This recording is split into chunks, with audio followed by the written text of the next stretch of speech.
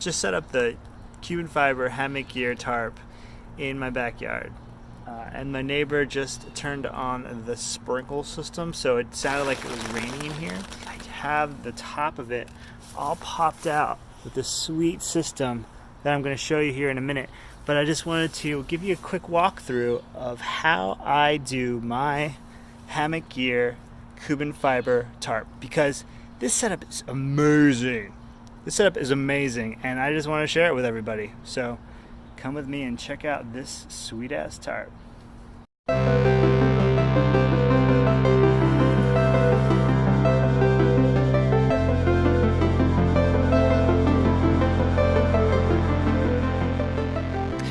I didn't know which tarp I was going to set up, so I took out all three, but I decided to go with the Hammock Gear tarp because it's so cool. So just some stats on it. The Hammock Gear Dyneema Fiber tarp, or Cuben fiber tarp, is made out of this high performance non-woven fabric that doesn't even absorb water. It's 4-season, and I have a catenary cut on this. It has 2 ridgeline tie-outs, 4 panel pullouts, and 8 perimeter tie-outs. Nothing comes with it as far as cartage, but you just have to make your own. 11-foot ridgeline, weighing in at 7.28 ounces for the whole tarp. It's 8 feet 6 inches wide. It includes the stuff sack, and the snake skins that you see here with me putting it up are not included. So this 21-foot ridgeline has a Dutch hook spliced onto the end, and I have it connected to a loop that's prussicked onto the ridgeline so it can prevent any kind of shearage that can happen when you have it hooked up to a tree. The snake skins are made out of the same fiber as the tarp and come in this fancy little case here, and one of the best feelings is pulling this thing off and just like, you know that you're about to get some serious tarp coverage when you pull off the snake skins, and give it a little shake, because you know that's what tarps are for, shakeage. These soft shackles that are acting like kind of like carabiners prussicked onto the line and attached to the ridgeline pullouts. And what that does is it allows you to move the tarp along the line to really customize where you want to hang it. Really, really nice to have these little prussick tie-outs, and these soft shackles are even better than carabiners.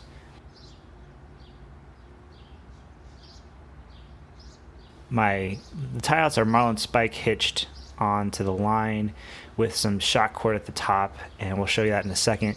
But you just basically put your tent stake right in, 45-degree angle, pull it out a bit, and you get a really nice taut tarp.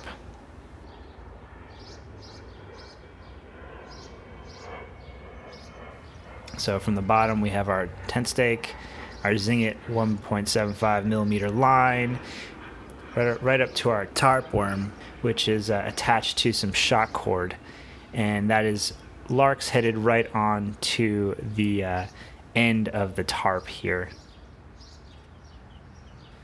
I also have these breakaway buckles larks headed onto the shock cord as well for the guy lines, because I'll show you in a minute, but they're pretty cool.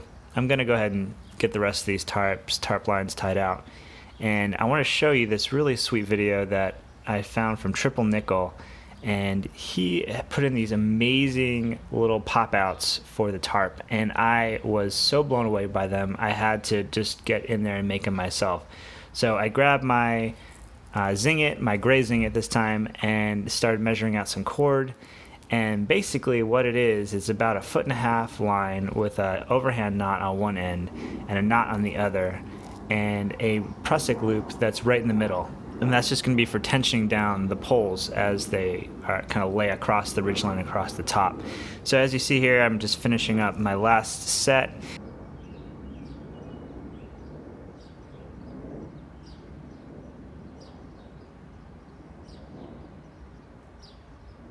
And what you come out with is basically, like I said, a line overhand loop at the top and the prussick loop right in the middle, or wherever you really need it to be. So that's what you got when you come out. You make 4 of these things. So here we're going to attach them to the pullouts, put it right through the hole, and we're going to larks head it right on to the edge of the pullout. Easy peasy peasy, deasy weasy.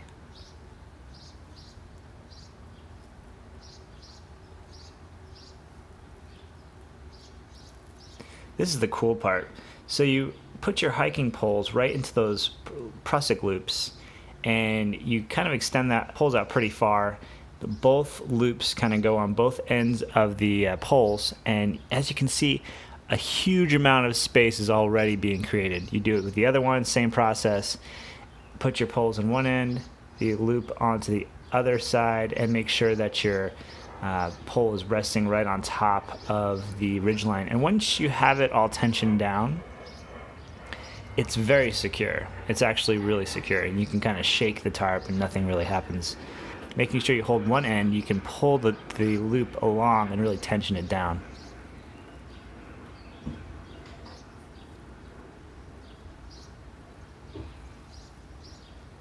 This tarp is rigged out with some of these pullouts onto the hiking pole, and we have it tensioned in such a way that it pulls the tarp out and gives it a lot more space on the inside, which is really nice. This is an amazing little feature I just found out about.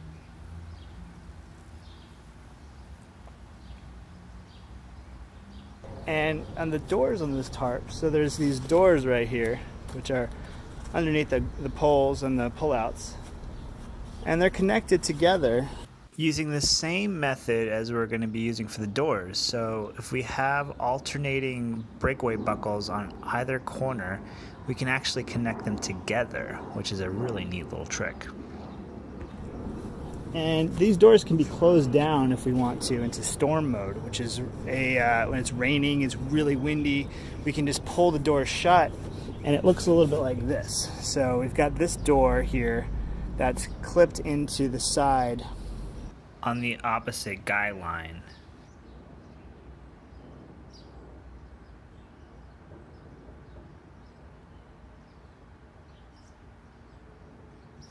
So we have this tarp door that has a breakaway buckle that's connected to Zing It, which is Lark's headed right on to our guy line on the opposite side, and we have both of the sides hooked into our guy lines on opposite sides, so we have total coverage with our doors, and storm mode is activated.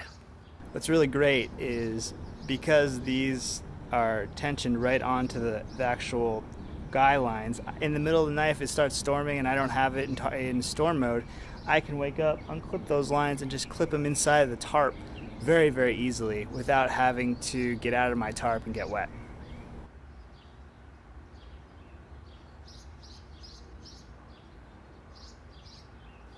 One added benefit of connecting the doors on the inside of the tarp is it gives you a line to hang stuff on. I love hanging stuff sacks on this line, headlamps, food bags, really anything lightweight that you can just keep on the inside of your tarp. And now the comparison with the poles tie-outs activated and without the poles on the tarp, and you can really see the difference.